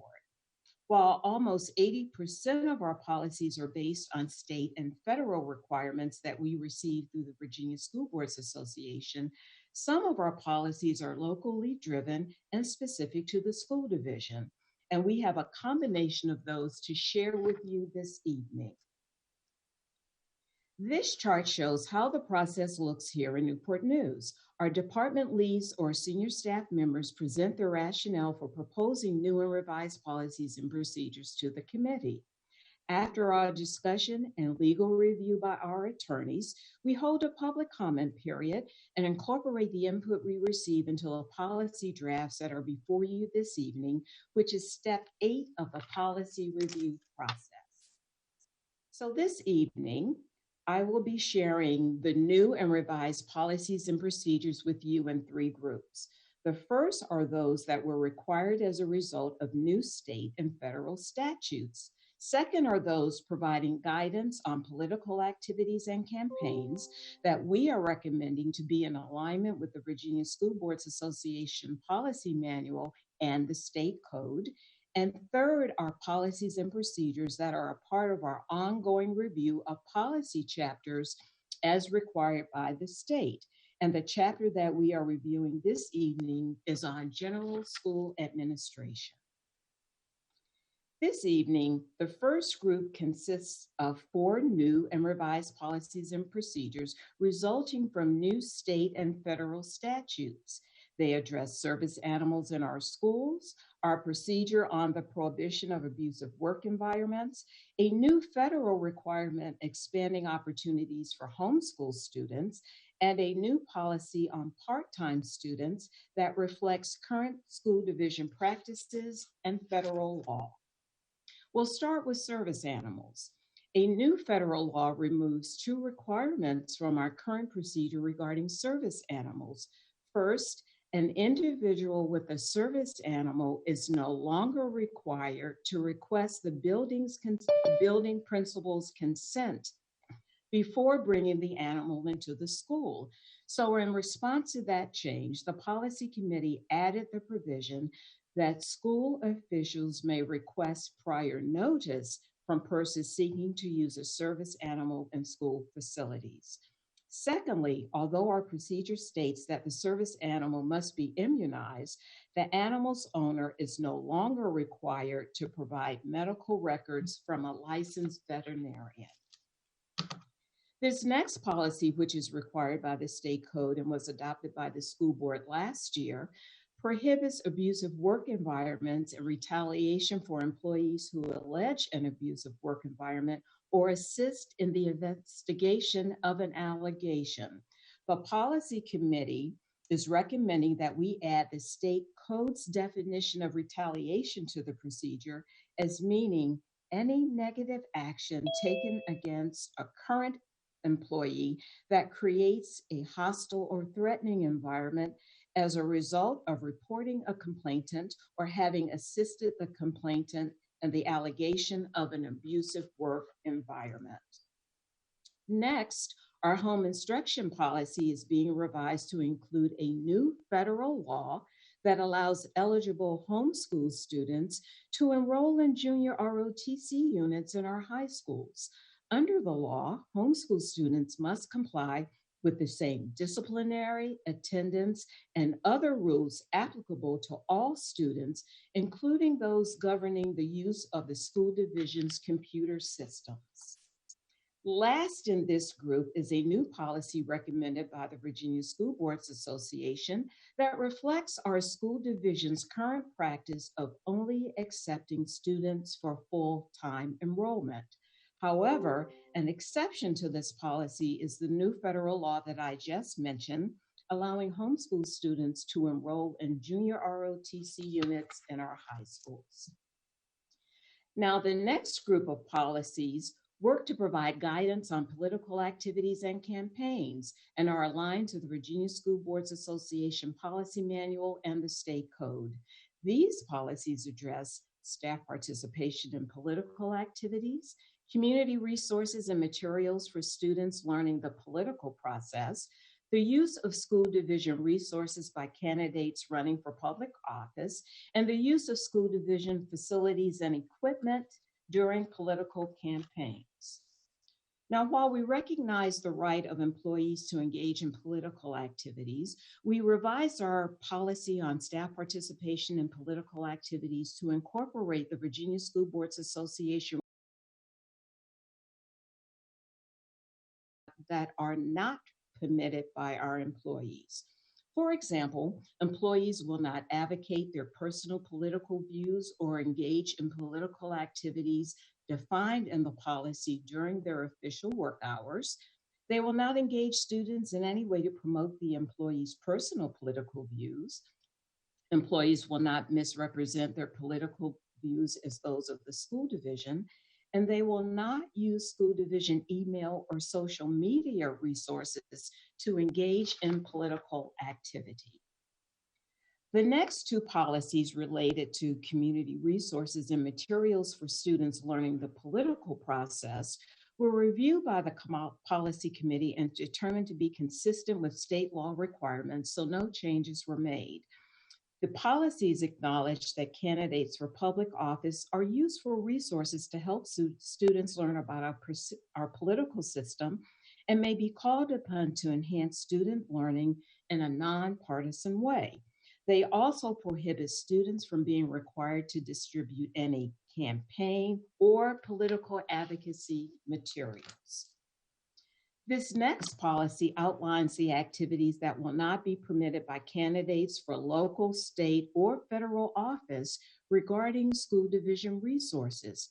For example, candidates may not host or participate in any program on the school division's television channel, except as noted in the policy. They may not promote themselves or their campaigns on any of the school division's media platforms. They may not use school division facilities to photograph, videotape, record, or collect images or sound for use in campaign materials, or use school division employees on their campaigns unless the employee is working or volunteering outside of regular work hours. This last policy related to political activities is revised to add a new provision that prohibits candidates for public office from renting school division facilities from the official date of declaring their candidacy through the day after the election. And this provision was added because it works to help the school division operate in a neutral and objective manner.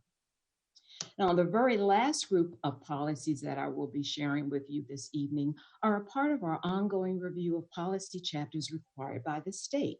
We reviewed 12 policies in the General School Administration chapter, with only 2 policies requiring revisions. First, we are proposing to replace our current policy on administration goals with a policy version recommended by the Virginia School Boards Association and aligned to the state code regarding the responsibility of the superintendent. In the policy, the school board places the responsibility and authority for school division leadership and direction in the superintendent. Second is the policy on the appointment and term of the superintendent, which is being revised to add a new state requirement, giving school boards an additional 60-day period to appoint another superintendent if the initial appointee does not assume office. Now, in completing our review of the General School Administration chapter, we did not make any changes to these 10 policies, given that they were consistent with state and federal statutes, with VSBA recommendations, and with current school division practices. And as you can see, they cover a host of areas ranging from school building leadership, to policy implementation, to administering epinephrine. So in terms of next steps, the new and revised policies will come before you for approval at your June 16th school board meeting. Once approved, we will post the new and revised policies and procedures on the school division's website and disseminate them to schools and public libraries. So this concludes my report this evening. I will be happy to answer your questions or to note them and respond after conferring with my colleagues who are experts in the specific policy areas that were covered this evening. Thank you for the opportunity, and I will answer your questions. Thank you, Ms. Brooks. Are there any questions? Are there any questions? Are there any questions? There being none, we will take all of your report under consideration. And so thank you again, Ms. Brooks, for a detailed and fine report. Thank you. We will move our agenda 5.05, CNU dual enrollment course proposal, Dr. Jones.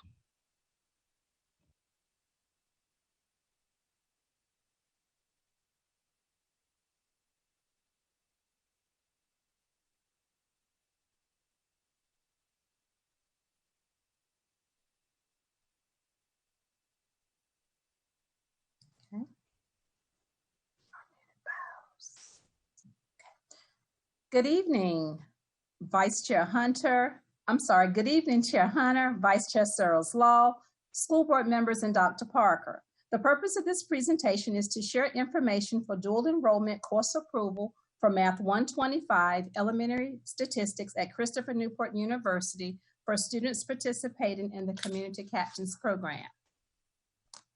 The Community Captains Partnership began during the 2018-2019 school year with Cohort 1 students attending an Achievable Dream High School, Heritage High School, and Warwick High School. The purpose of the program is to promote college readiness, mentoring, participation in college activities, and enrollment in a dual enrollment course. The three-year program begins during the student's sophomore year. Students must have a minimum grade point average of 3.5 or a minimum PSAT score of 1150. Students must also be considered as a first-generation college student or have a financial need. This picture represents students in the Community Captains Program on a college visit at Christopher Newport University. While on the campus of Christopher Newport, students are exposed to various activities to include college tours, parent and student workshops, invitations to athletic and cultural events, in addition to being assigned a Christopher Newport student mentor. Students are also offered early admission to Christopher Newport University with a free 4-year meal plan. Upon board approval, students in Cohort 1 will be enrolled in Math 125 on the campus of Christopher Newport, attending classes 2 to 3 days each week. The objectives of the course will improve general problem-solving skills.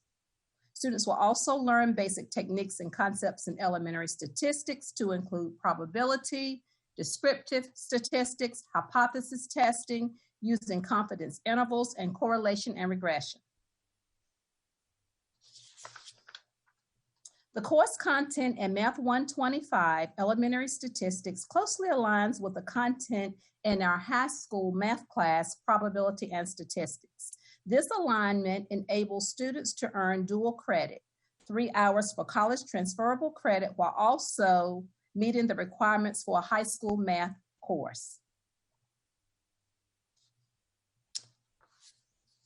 In closing, I'm requesting dual enrollment course approval for Math 125 Elementary Statistics for students in the Community Captains Program at Christopher Newport University for fall 2020. Do you have any questions?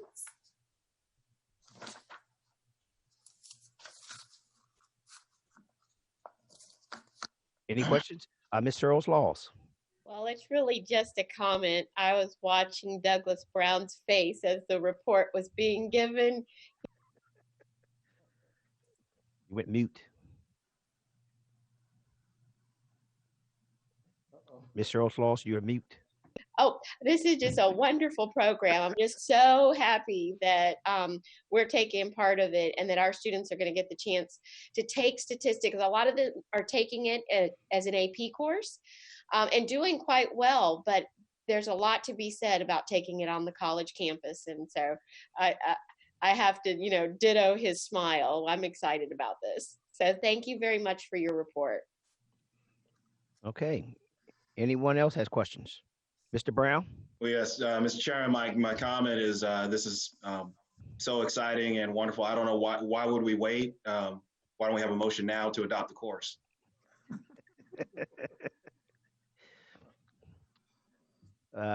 Well said, Mr. Brown. Anyone else have any comments or questions? There being none, Dr. Jones, thank you for that wonderful report. Again, great things are happening here in Newport News Public Schools. Thank you. We will move our agenda. 5.06 construction report. And as part of your package, if there's no questions or comments about that, we'll move on to 5.07, comments by the superintendent. Dr. Parker. Thank you, Mr. Chairman. I'd like to start off my remarks by thanking the board for the approval of the amended budget this evening. We know we're moving into difficult times, and I think our budget reflects our priorities. And as I think as Mr. Brown and a few other comments have made, we value our employees and want to make sure that compensation remains at the forefront of our thinking as we move forward. How do we manage that during difficult times? We will see. The state obviously will have to make some amendments to their budget, and we will see the impact of that moving into the fall. But thank you for board members for your confidence in moving forward. Thank you to our city leadership for fully funding our request this year. I think that the collegiality and the working together really stayed firm during tough times and tough decisions. So I appreciate the leadership of our city and in particular our city manager for staying firm with us and passing this budget. I'd like to start off with a good evening to our folks who are viewing in this evening as we approach the final stretch of the school year. I want to take this opportunity to once again thank our students, family, and staff for your commitment, support, and cooperation during the school closure. To our students and parents, I thank you for partnering with us to ensure that the learning continues at home. And thanks to our dedicated staff for ensuring that teaching and learning and essential operations continue during these trying times. We appreciate all that you do. It is because of our staff and the great students that we serve that we can continue to say we are Newport News proud. This month, Newport News Public Schools was again recognized as one of the best communities for music education by the National Association of Music Merchants Foundation. Newport News Public Schools is one of 754 school divisions across the country that received this recognition, and only 21 school divisions in Virginia received this recognition this year. The designation recognizes our collective efforts to ensure access to music learning for all students as part of the school curriculum. We are fortunate to have educators like Pat Franklin, supervisor of visual and performing arts, on our team, who, as you may recall, was recognized in December by the Virginia Art Education Association as an exemplary educator.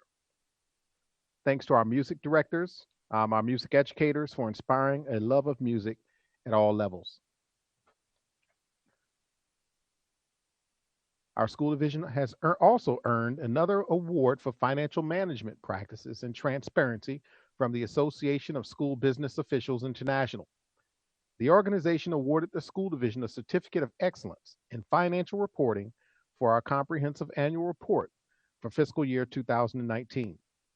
This award is the highest recognition offered by the association, ASBO, and this is the 10th year that our school division's comprehensive financial annual report has earned this award. Congratulations to our accounting team, including Mr. Steve Cannell and Kimberly Powell, who prepare our financial reports. We'd also like to congratulate our William and Mary teacher cohort who graduated this month. 25 Newport News educators completed a 3-year program and earned a master's degree in literacy leadership with an emphasis in English as a second language. The teachers earned endorsements in reading and ESL and will be eligible to serve in high need job categories as reading specialists, interventionists, and ESL teachers in the future. This is not only a good example of how Newport News Public Schools invest in our employees, but also an example of how we are leveraging the talent and resources of surrounding institutions of higher education to develop our educators. This program is fully funded by the school division in support of teachers who wish to expand their expertise and support our students. We will formally recognize these educators at a future board meeting. Thank you to Mrs. Angela Rett for her leadership and coordination of this important program.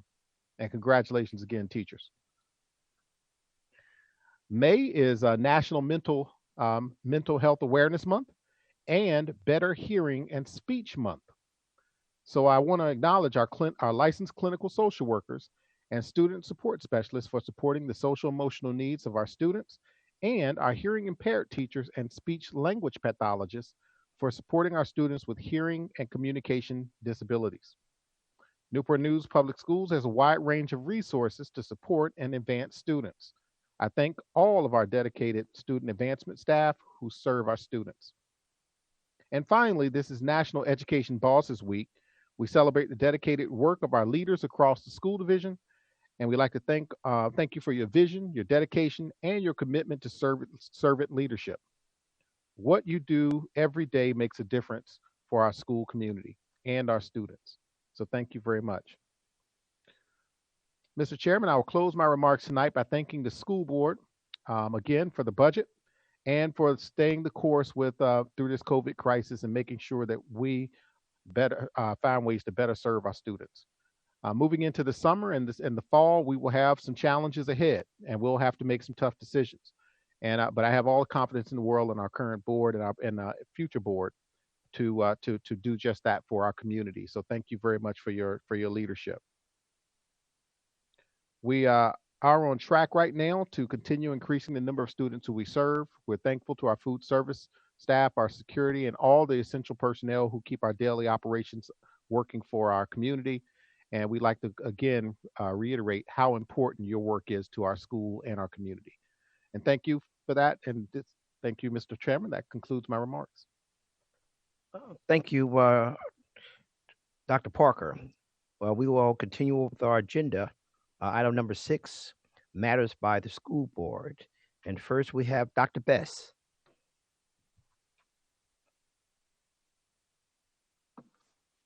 Again, good evening. I will be very brief this evening. Just have a couple of shout outs. It was a pleasure to travel with the Prize Patrol to present prizes to those finalists for Teacher of the Year. We would just like to thank you again for all of your hard work and dedication. And it was just my pleasure to be a part of that. Again, congratulations to all of the recipients for that. The second thing, I too would like to thank the City Council for funding schools. And I would just like for the public to know that we have been working really, really hard to bridge the gap. And we've been communicating, and it's just wonderful the way that things are going with the school board and with the City Council. So it makes me just feel all warm inside. And finally, a shout out to all of the staff, Newport News Public School staff that has been working throughout this pandemic. You all are doing things that I never even thought about, things that I can't even imagine. And we just want you to know that we are very, very thankful for you. A special shout out to the band, art, and PE teachers. I follow lots of things on social media, and it just warms my heart when I hear the comments from the parents, the band teachers, the art teachers, the PE teachers. You're just doing wonderful things and being so creative, and we want you to know that what you do doesn't go unrecognized. And also, I received my first invitation to a virtual career fair. And I thought that was just a fantastic idea. Shout out to Ms. Karen Steele at Hydenwood also. So I'm getting together a recording to participate in a virtual career fair. But just keep up the good work. And thank you to all of Newport News Public Schools, all of Newport News Public School employees. Thank you. Thank you, Dr. Bess. Mr. Brown. All right. Well, It's a really exciting time of the year. And I'm going to just start off by saying thank you to all of the leadership of the division for pulling together a graduation program that I think is very reflective of our community and reflective of the level of pride and warmth that we feel towards our students. I was thinking last night because the sash came in the mail, I guess, and my daughter, she's a senior, so I'm in the class of 2020. She got a couple T-shirts. She's got a straight out of quarantine class of 2020 T-shirt. That's her favorite shirt, and so I wanted to just give a shout out, rep that for the class of 2020. But then as well, her sash came in the mail. She put that sash on, and she was walking around the house and smiling, displaying her sash. Just very proud of that. And it caused me to be reflective of how much these, what we call little things, or these programs and these ceremonies mean to our students and our young people. And that really touches you to be reminded of how much ceremony and infrastructure and just the smaller things of life have a meaning for our students. And I think in this time of the pandemic, people are starting to really get an appreciation for the little things. Being able to go to the store and that there's meat in the store. I know that the steaks are out right now this week. Hopefully I'll go to the store later on this week. There's be some steaks in there. But just being able to go to the store, and then in your schools, that a school building is there, that you do have Chromebooks, that there is a graduation ceremony. And given the kind of outpouring and the amount of contact that I had, I know, around graduation, and the level of discussion that took place, students, my message to you is just reflect on how grateful that you do feel now, and then don't let this be the last time that you express that gratitude. Because sometimes parents and your teachers and other leaders need to be reminded as well that these things mean something to you. So all of those years where we see the kind of the snickering or the sarcasm, we're reminded in this year that it really does mean a lot to you, and these things mean something. To the students, please take some time to just thank either your teacher or an administrator who has really worked hard, and those are the people who fought for you to have a graduation and to be able to share in this experience. So I'm really excited for graduation, and I'm excited to see my child walk across the stage. I know other folks are excited to see their children walk across the stage and get to express this portion of life. Other divisions around the region and around the state aren't in the position that Newport News is in, where we have taken this leadership role. So I just want to take this time and just pause. And there's some times where you pat yourself on the back. So let's collectively pat ourselves on the back for showing leadership in this time and bringing these types of things together. The other thing I want to highlight, which was already mentioned, 2020 Best Communities for Music. So John isn't here this evening. I know he normally sits next to me. He would be elbowing me right now. That's something that he has been working on very diligently and deliberately for the last 4 years while he's been on the board, is getting us to that point of being a nationally recognized community of music. And I know that means a lot to him. And then finally, I want to just, I'll give a shout out. I know that write-ins are still being, or the absentee ballots are still being counted, but Marvin Harris, congratulations. So given nobody was running against you, we got, looks like 95% of all the precincts reported in. So congratulations to you on your victory this evening. And everyone, please make sure that if you didn't vote, then it's too late now. But hopefully you did vote today, and we're seeing that in times like this, that leadership does matter. Leadership does make a difference in shepherding us through the storm. I want to thank City Council. As much as I have definitely called them to task and I called them out, I want to call them out tonight for reflecting on where we stand.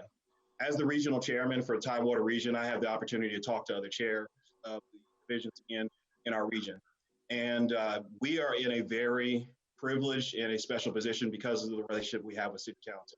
Meaning I've talked to other divisions and they do not have local funding to consider for anything. And they're discussing positions that they're going to furlough and which positions can they least afford to let go of and which positions are they going to try to hold on to. And we in Newport News we're in a position this evening because of support from City Council that we added some positions. It's it's been a challenging year. We didn't add as many positions as we wanted to, but we still added positions, and we have money for a raise, which is going to improve our competitive position in the entire region. And that is the kind of relationship that we have always wanted to be in with City Council. So I'm looking forward to continuing that kind of relationship going forward. So I do want to give them that shout out that this is the time when times are hard, is when our local leadership can really propel us forward.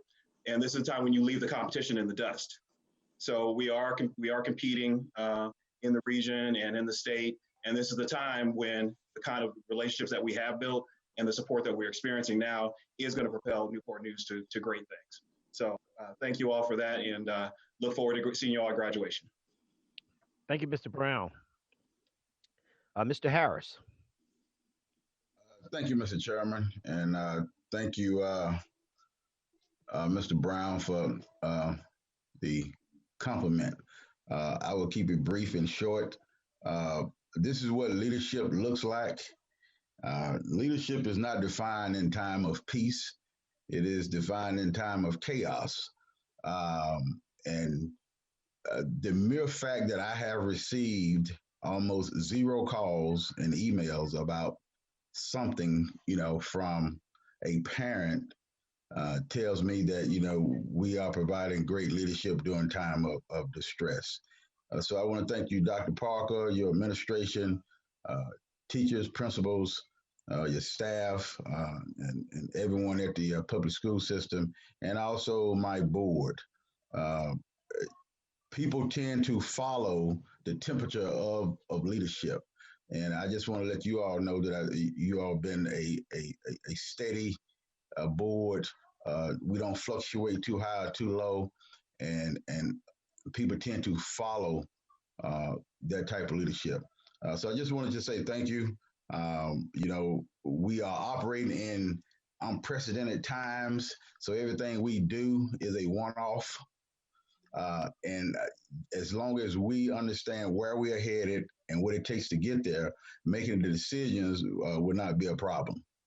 And as long as we can articulate that to the community, and community is looking for leaders, period. They want to be led by the school division.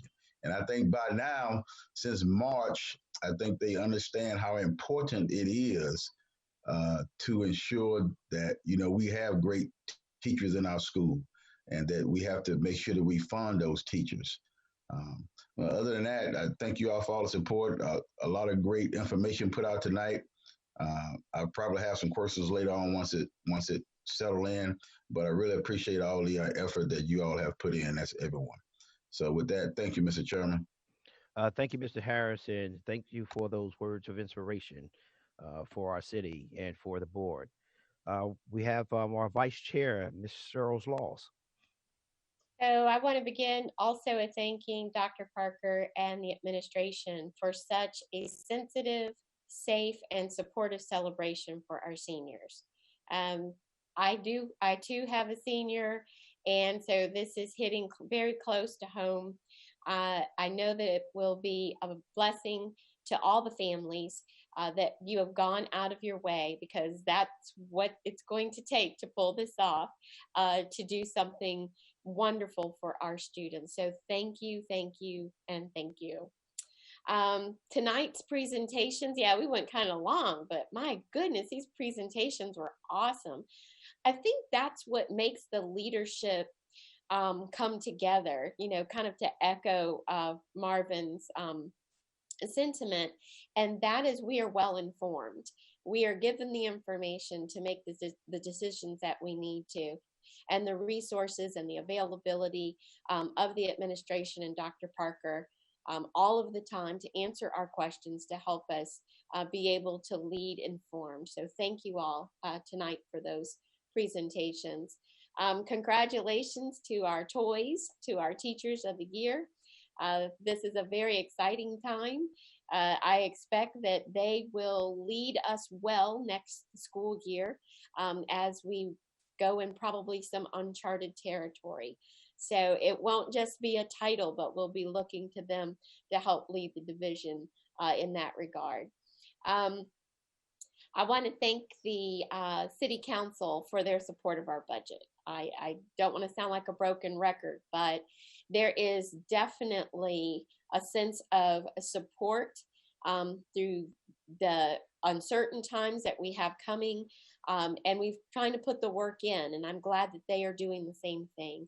I just believe that we'll move forward in a very positive way with the city council. And I also want to thank administration for their attention to the operation budget.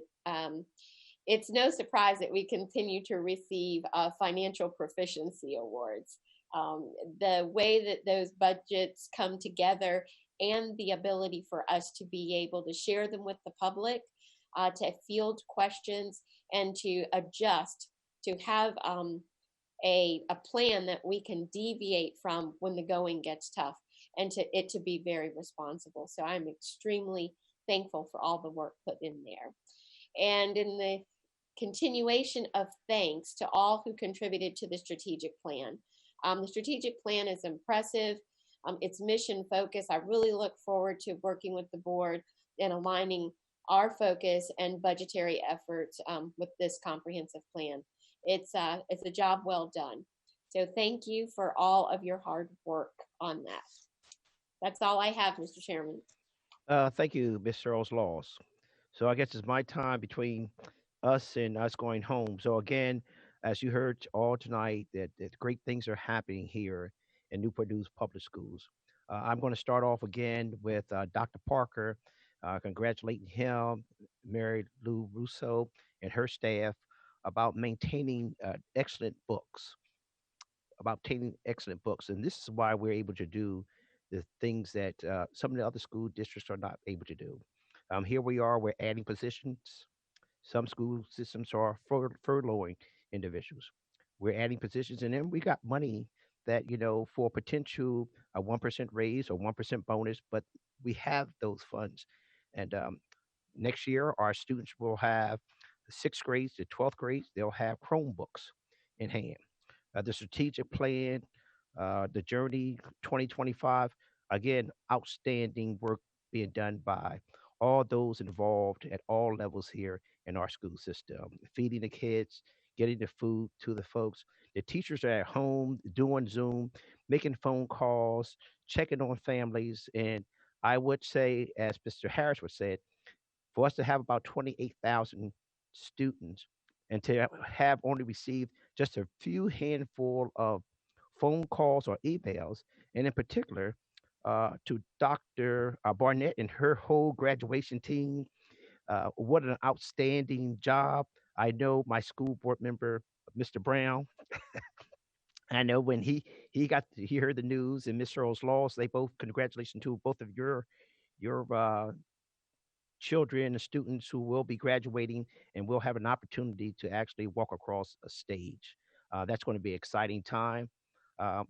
We're still planning it, but we're going to have kids are going to walk across the stage, and many of our students will be the only time they get an opportunity to really walk across the stage. So that's special, and that's what we call taking a lead.